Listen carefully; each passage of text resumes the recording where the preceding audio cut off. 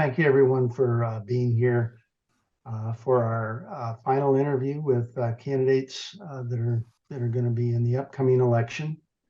I'd like to especially thank Joanna Manson for being here this morning.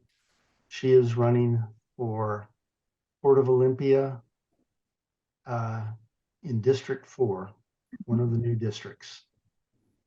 This meeting is being recorded and will be put up on the Olympia Indivisible website as well as YouTube. I'd like to request that everybody except who's speaking stay muted unless you are asked to unmute. If you have questions, put them in the chat box preceded by a Q so that we know it's a question. I guess with that, we'll get started. Well, I will just mention one other thing that we, this interview will be terminating at 11:45. So, you know, it just depends on how things go with questions, whether or not there's time for outside questions and that. But we'll see how it goes. Take it away, Cindy. Okay, well, hello, Joanna, and thank you so much for joining us today on your day off.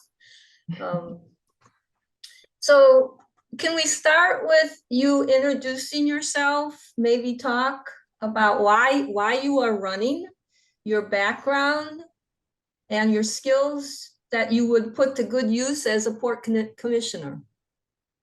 Certainly, and again, thank you, Olympia Indivisible, for having this forum, this opportunity. I've spoken at several groups now, and so I appreciate this opportunity to get my information out there for the election. This is my first election, public election, I should say. I have been on elected boards and such for the planning organization I belong to, American Planning Association, and also my Unitarian Universalist congregation in Salem, which now, since I'm up here, it'll be Olympia. But I did serve on the board down there. So my background is I'm a professional community planner, have been all my life. I was educated and trained to be an environmental planner first, and then an urban and regional planner at UC Berkeley for my master's degree. I have worked at the county, city, regional, state, for the state of Oregon, and now most recently at the federal level. So as a planner, I'm sure most of you have encountered planners before. We like ensuring that all alternatives are considered. We have a requirement to do public outreach. We do analysis based on looking at alternatives and based on looking at the science, specialists, environmental specialists, hydrologists, engineers, attorneys, legal aspects, socioeconomic aspects, everything. So that is my background, working at all levels of governance. That is what I bring to the table for this position. And one of the reasons this position interested me when I saw it was open, one of the other reasons is I'm planning on retiring here in Olympia, Washington. So I'm a ways off, but I have a home here and property, and I love my neighbors. They've been very welcoming in this rural area, and so I'm excited for this opportunity to engage with this community on the policy decision-making side versus the policy recommending side, which I've done most of my life. So that's the experience and what I have to offer for this position for the community. Okay. So your job for the past 3 years has been with the Department of Transportation. It sounds very interesting. Can you tell us a bit more about that job and whether you would be able to commit enough time to be a successful port commissioner? Absolutely. Perfectly valid question. Yes, I work full-time for the U.S. Department of Transportation. I currently work under the FAA out of the San Francisco ADO district office. So there is I don't have any purview of airports up here in this area whatsoever. I have to travel down there 3 or 4 times a year, I'd say it has been because of COVID. Most recently, we still don't have an office down there, so 100% of our office is teleworking. My schedule allows that I have every other Monday off, which fits very nicely with the port's meeting schedule. I am accustomed to attending evening meetings, just in planning work in general. Most of our public hearing meetings are in the evening to accommodate the public, obviously. So I have looked at that, and I have ascertained that, yes, I do have enough time to dedicate to attending, the 3 or 4 public meetings that are required of the port commissioners. So, yes. Okay, and so you mentioned it, but so there would not be any conflict of interest relative to issues surrounding the port-owned Olympia Regional Airport. That's exactly right. Yeah, I have no purview over airports. The way the districts are divided in DOT and the FAA is this is considered the Great Mountain region. I think Colorado and Washington and Oregon and I think Idaho are included in this. It's very northwestern. I am in, again, the what's called the Western Pacific region, which includes all of California.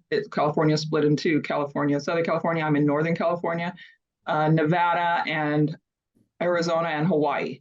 So no, I have no conflict with this position up here at all. However, I do have a wealth of knowledge about airports, so to bring to bear on the position. Okay, that's great. So from your LinkedIn profile, prior to the DOT job, you were a founder of Applied Planning Analysis, but the duration was only for 7 months. Can you tell us more? Yes, that's when COVID hit, I can tell you. So I started that foundation in I think November or December of 19, after I left working for the state of Oregon, wanting to form my own nonprofit and do research and education in my field. And COVID hit, and so then I applied to the DOT position. So that's the explanation for the short duration. And yeah, it's I'm hoping to do that kind of work when I retire, and it would have to be refounded up here in the state of Washington, obviously. So, but yeah, that was my goal, was to transition to that kind of consultant-based research for planning. Okay. So we talked about airports, but from what you know about the port, in your opinion, is a deep water port sustainable in Butt Inlet after the Fifth Street Dam is removed? It's a question that gets asked a lot. But yes, so since I've been up here, I've greatly appreciated the effort that I saw the county, and I think it was the state, underwent with respect to assessing the different alternatives, because planners love alternatives. We love presenting alternatives to the public to make informed decisions. But I walk the lake frequently with my dog, and yes, I saw how all of those alternatives were vetted with the public, which was great. I thought it was a great process. And I understand that now that alternative for removing the Fifth Street Dam is the best, is the preferred alternative. And so, given that, obviously, hydrologically, it would be very expensive to maintain a deep water port in that area. So, I mean, I think that would have to be assessed in terms of if it still remains viable before any further investment. Now, that said, as a planner, I have to say that you have to look very carefully at transitioning land uses. So you have some activity and some investment in that port that at this point, I think now it's wise to look at seeking alternatives for other uses of that area. And so that would be the next step, I think, for moving forward with how to transition if that deep water port is no longer viable and determined to be no longer viable by economic and environmental assessments, then we have to start looking at alternatives with as far as how that would transition and what would replace that. Okay. Your response, I'm sorry, we're good? Your response about how to pay for the over $9 million balloon debt service in 2026 suggested that fees could be increased. Can you give me an example of the fees that could be increased? And if those increase in fees were not adequate, would you be willing to sell port land to pay for the balloon payment? So again, I would like to look at the spreadsheets for that analysis. So I need to understand whether or not the sale of land is going to cover the balloon payment versus some type of leasing of that land. In my experience, you rarely want to sell public land unless it's excess or surplus.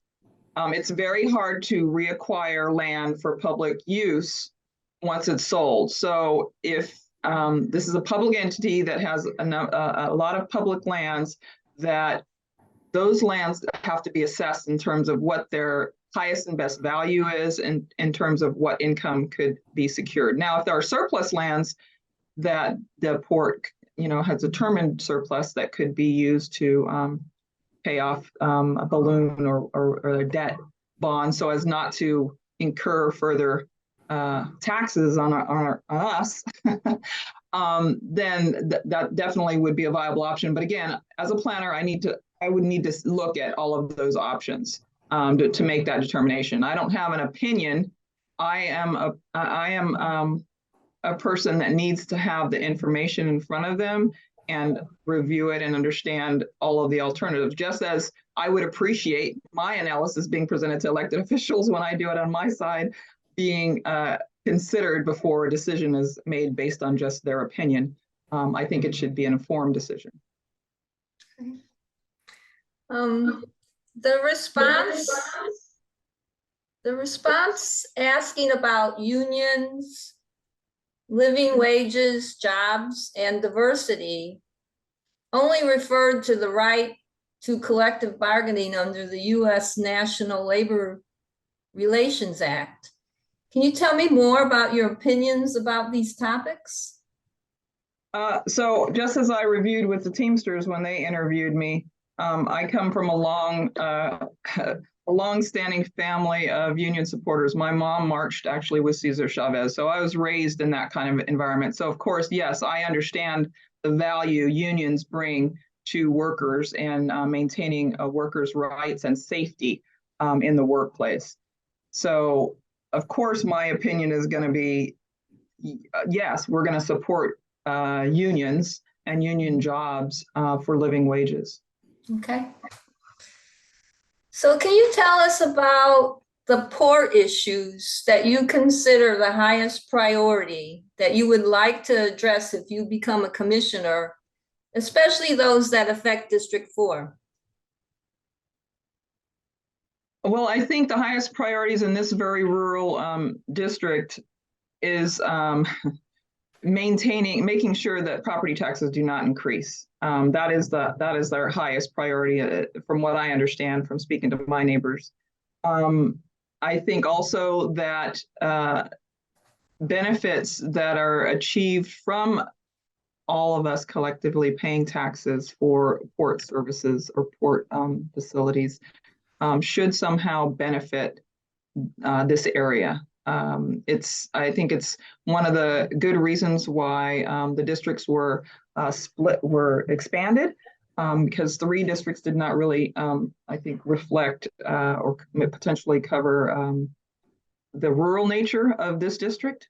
And so I would be looking to represent those interests in terms of ensuring that, property taxes were not significantly increased or increased at all, hopefully. And and also making sure that there were some benefits that were accruing to these rural residents. Okay. So today, the Port Peninsula is dominated on the west side by a shipping terminal and a huge pile of logs destined to export to Japan and China. And on the east side, mostly by the Swantown Marina and associate operations. Could you describe what your vision would be for the Port Peninsula 20 years from now? And how would that vision serve the best interests of the citizens of Thurston County? So my understanding is that the port has a Vision 2050. Usually visioning processes do not fall to one elected official to determine what a vision is for that community. It's a collective agreement. I know that the port has a citizens advisory committee that's made up of 16 and up to 17 members it can have. And so I would rely heavily on input from that civic organization, that committee, advisory committee to the port, as well as the public process. So I think Vision 2050 has some of those, what the desires of some of the community that had worked on that to date has envisioned, but I think there's still further work to be done in terms of getting more specific in terms of that vision. There are going to be, I mean, some of the alternatives that I've heard citizens indicate is, affordable housing, condos, waterfront, destination areas, more marinas. There's a mix and a variety of things that can happen down there. Commercial, some more mixed use commercial and residential. Something that's been done like in closed army bases, like the Presidio. They have dedicated some office areas and buildings to nonprofit organizations that help in the community and provide community services. So there's a lot of alternatives that can be and should be looked at to make the vision that works best, that has had all of the considered input of the community for that vision. And on a related topic, your response of asking your opinion about destination waterfront and on a living shoreline is that you would rely on advisory groups, jurisdictional analysis, and professional expertise to develop your position. Are you aware that there is a port meeting, and it is that Citizens Advisory Committee you referred to? There's a port meeting tomorrow at 6 p.m. on exactly this topic to include a walking tour after the meeting. Are you planning on attending?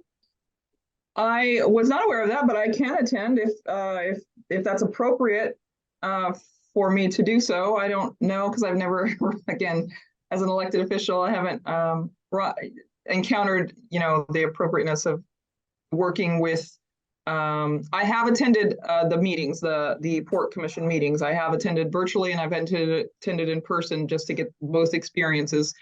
But I'm not sure about the efficacy of a port candidate attending the current port's Citizens Advisory Committee meeting. I know we can attend the port meetings, but I'm not sure about that. So yeah, well, it is going to be a presentation format, from what I understand, on the destination waterfront, and I thought you might find it of interest. I'll send you a link to it. That would be great. Yeah, if it's appropriate for me to attend, I definitely would be interested in attending.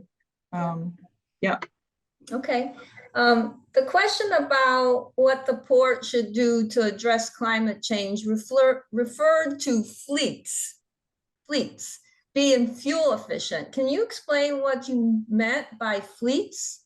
And as a follow-up, what should the port do to prepare for the ongoing sea level rise?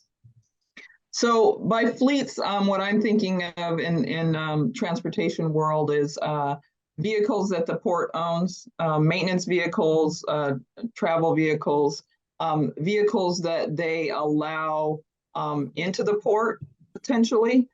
You know,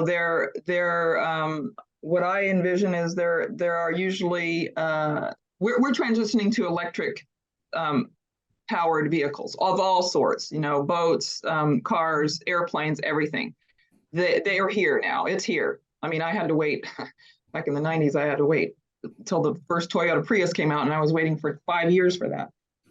But the point is that we have electric fleets here now, and the infrastructure needs to be considered and put in appropriate locations. So, for instance, when you're looking at all these potential alternatives for an alternative visioned waterfront, the infrastructure for those type of vehicles needs to be considered, and the location for that also.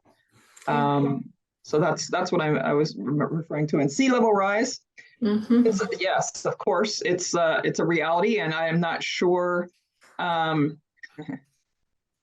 Again, when we envision an alternative use for the marine terminal, obviously that's going to be a consideration. There should be a consideration also in the analysis in the scenarios that are laid out, what that future 50 years looks like in terms of sea level rise and how that would impact the current development as well as any future envisioned development. Concerning the Swire Coca-Cola lease arrangement, asking how you would have voted, your response was, since it was on airport land, you would ensure that the lease followed the FAA grant assurances. So are you saying that if it was okay with the FAA, you would have been okay with it? No, that is not what I'm saying. I don't know how to put this delicately. Number one, I can't give an opinion of how I would have voted because I would have to, again, look into what the circumstances are of what of that agreement were. I'm being told in this question that this development was within airport property boundaries. I have not researched that as I do in my daily job. I have to do that kind of research all the time. I did not research this and to determine whether or not the basis for this statement is correct. So I responded that if it is on airport lands, then there are requirements that the port should have looked at and should still look at with respect to whether or not, and ask those questions of the airport, whether or not it's consistent with its grant assurances. The FAA, the FAA has standards that public airports have to follow. It is impingent upon the airport sponsor, which happens to be in this case the port, to ensure that the airport is operating within those grant assurances. Otherwise, then the FAA can write them up for various things. So that is what I meant by that answer. Again, I have not researched this. If someone in the public wants to research it and make that, there is a process for making a complaint to the FAA with respect to whether or not grant assurances have been met. That's all I'm going to say on that. Okay. Related to the question on whether there is enough port transparency, you refer to the Port Resolution 2202-9. That seems to imply that given the resolution, you feel that demonstrates enough transparency. But there certainly have been employee issues that have been left kind of hanging, where we've had a vote of no confidence in the executive director or real estate director being put on administrative leave with no reason given, and that may end up in a lawsuit. So do you think that Resolution 2202 is an adequate response to the public to these serious and expensive employee issues. And as a candidate, not as a commissioner, but as a candidate, given the information that has been made public, can you provide your thoughts on these employee issues? So first of all, the reason I referenced that resolution was in doing a little bit of digging to answer this question. I wanted to note that the port has adopted this resolution, and to me, in reading through it, it looks like it was to address issues of transparency. So that's why I quoted and cited that resolution. I think it's important to acknowledge the efforts that the port is doing to answer your question with respect to transparency. It's very time consuming and difficult to make sure that outreach is done to all the public. And I don't know I'm not clear whether or not the port has enough staffing adequate to do as much outreach as the public expects. But I know as a planner, that's an ongoing, everyday, weekly thing. The public outreach is there, the public notices are there. It's required by law, and so I'm not sure what level of transparency this question is getting at, but in terms of meeting the not only the standards of governance in terms of making sure the public has notice, but also providing several different manners of opportunity for the public to comment is important. And they have done that. During COVID, when I was trying to engage with the county, and they were, some governance sectors were struggling with getting those public meetings out in this forum on Zoom and such. And my neighbors complained about that. They're like, well, they didn't give us enough notice, and then their link didn't work, and on and on and on. So now I think that several governance bodies have more experience with this hybrid kind of outreach effort that now everyone is engaged in. I think it's important to acknowledge that, because it was not easy to make that transition, as I'm sure you all know too. So that's why I commented on that. So I'm not sure in terms of getting into personnel issues, that's a sticky wicket, because that's a legal thing. You talk about unions and union support. That's private. You're invading people's privacy at that point. There are laws that rule that and dictate that. So in terms of transparency on that issue, you're going. Me as a candidate, and me as a citizen, and me as an employee, the public is only involved in what's it called, policy response to public issues that are put before the public. So the administration of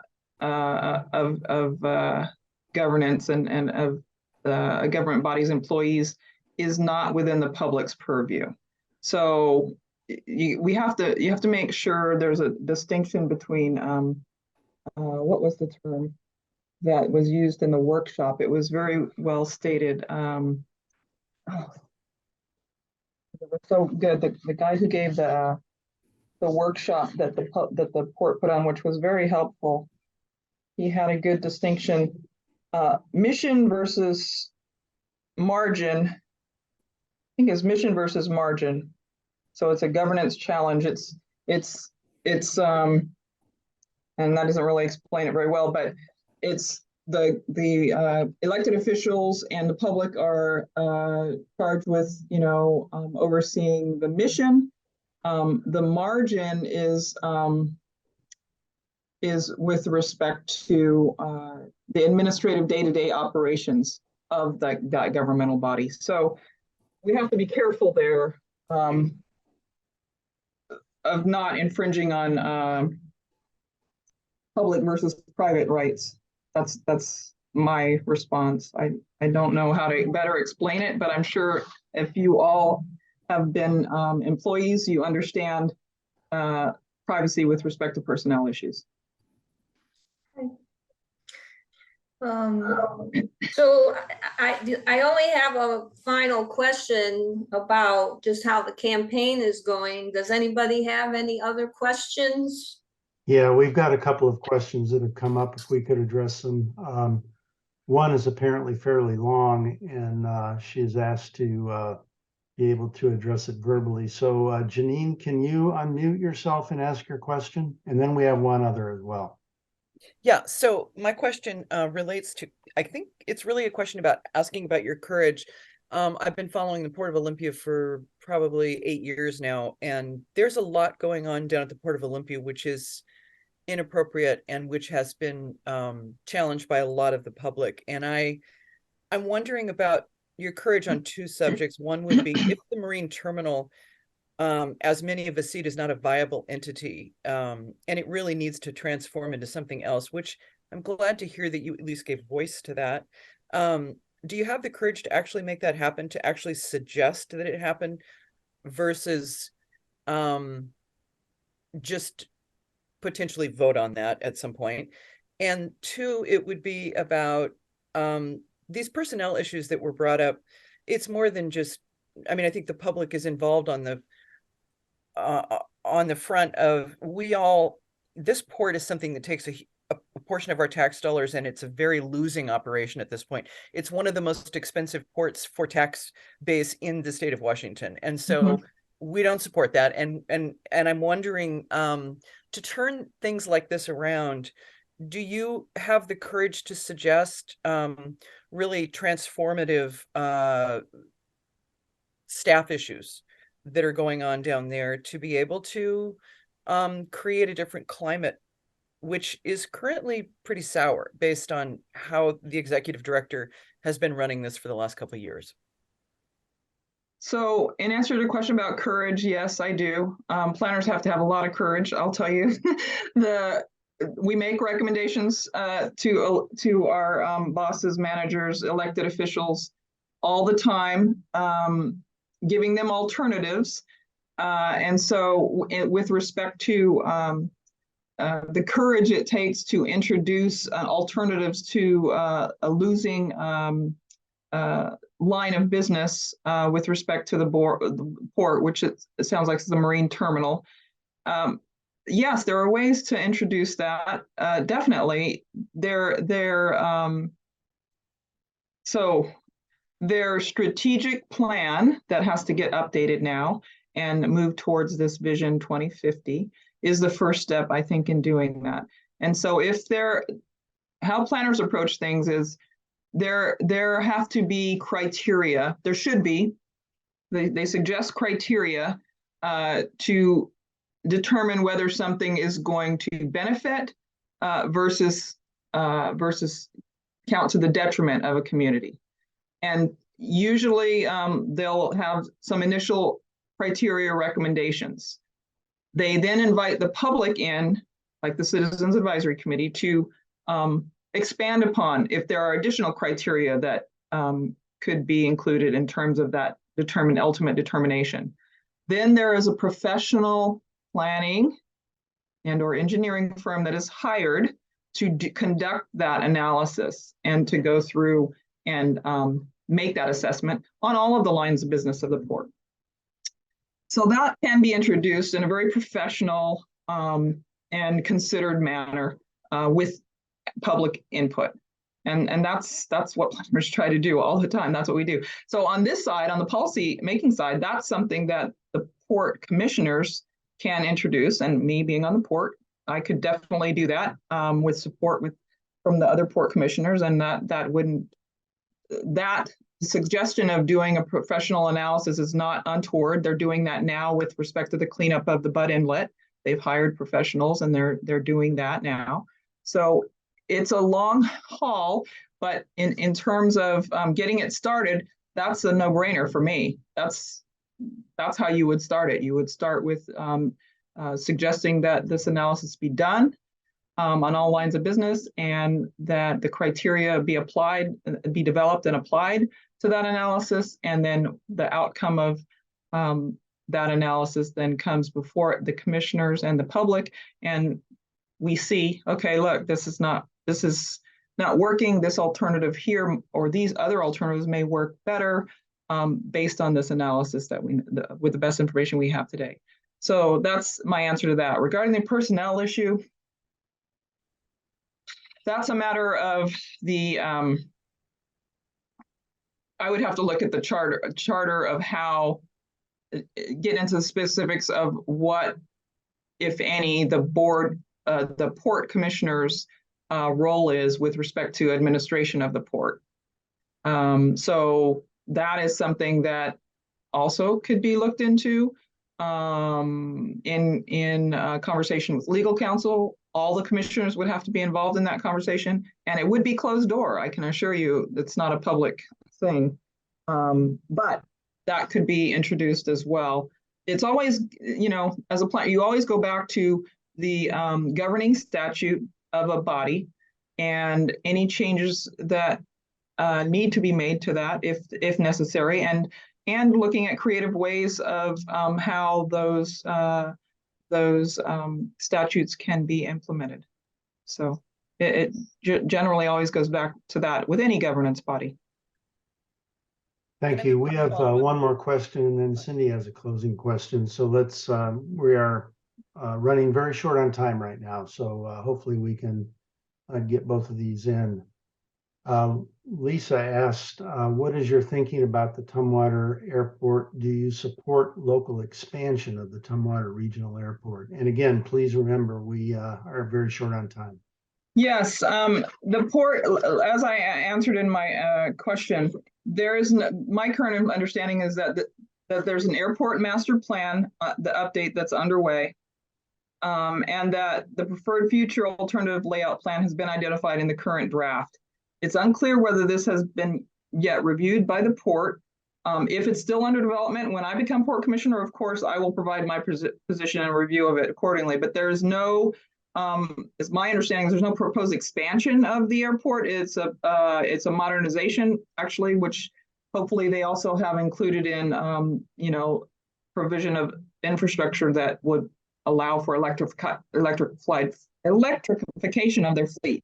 So that's the kind of thing that I would be looking at. So there was another question I see here, again, from Lisa. Hi, Lisa. Thanks for joining us, even though you were a little bit late. Is that Lisa Reiner who's asking the question, or Lisa the other? Yeah, Lisa Reiner. Thank you. Thank you. So you were asking about the Swire thing. You missed that earlier. Sorry, Lisa. I answered that question for the group before you got on, I think. So you can probably see it in the playback. Right. Yeah, Thank you. Thank that'll you. work. Yeah, So, remember that this is being recorded so you can review it. Yeah. So the last question is just, how is your campaign going in terms of raising money, staffing, kickoff events, endorsements? Do you have a website? All of the above. So I think it's going well. I have not, I'm not fundraising. I'm not trying to fundraise. I applied to the PDC under the minimal, keep it under 5,000. I've consulted a previous port commissioner, and she said, well, that'll be a record if you're able to do that. But I feel strongly that, people's tax dollars are already going into this. And this is how I feel as a taxpayer and a voter also. Why I feel awkward asking for more money from taxpayers where they're already paying taxes for these positions. So it's like I can't reconcile that. So I do not have a campaign manager. I'm my own campaign manager. My responses are my own. I don't have any staff. I am planning to put out signs and pamphlets, flyers, and I would appreciate support in that. My neighbors have me on their Facebook pages and they're supporting me. I am not on Facebook. So they have a network there. I have gotten outreach from the Teamsters, from Sierra Club, from obviously the League of Women Voters, who else? RPEC,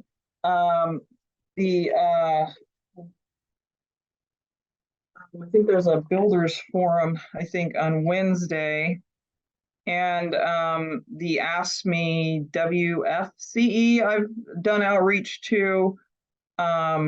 So those are the groups that I've done outreach to, in addition to my neighbors, which is obviously the most important because, again, the primary, the District 4, I think residents can only vote for District 4 residents. So if any of you are District 4 residents, I'd appreciate your vote.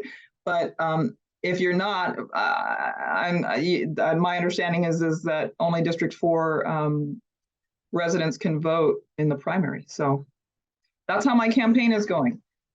So you'll see signs out, I don't know, before July 4th. But again, I'm a person who I don't like seeing campaign signs out months before. I mean, littering our view shed. So I'm not going to do that. I'm going to do it, the month before next month. Yeah, I welcome any support I can get with getting my message out. I appreciate it. Okay. Well, thank you for that, and I'll turn it over to Dan now. All right. Well, thank you very much, Joanna. That's been an interesting 45 minutes or so. We appreciate your comments. That is it for this particular session, and this is it for the. Okay. Go ahead. You have one more comment? I do have a question. So when would I be informed as a candidate that I might enjoy the support of the Olympia Indivisible group? So I was getting to that. Okay. The endorsement team will be presenting their all-member presentation this coming Saturday morning. It is open to anyone who would like to view it. Only Olympia Indivisible members can actually vote, and the vote will occur during the week after the presentation on Saturday. The slide deck, as well as the video of the presentation, will be put up on the Olympia Indivisible website, and then candidates will be informed of an endorsement in the few days after that. So with that, I think we are about wrapped up, and I appreciate everybody being here. And it's been an interesting ride. Thank you. Thank you again for your outreach, and all right. thank you. Take care. Well, thank you.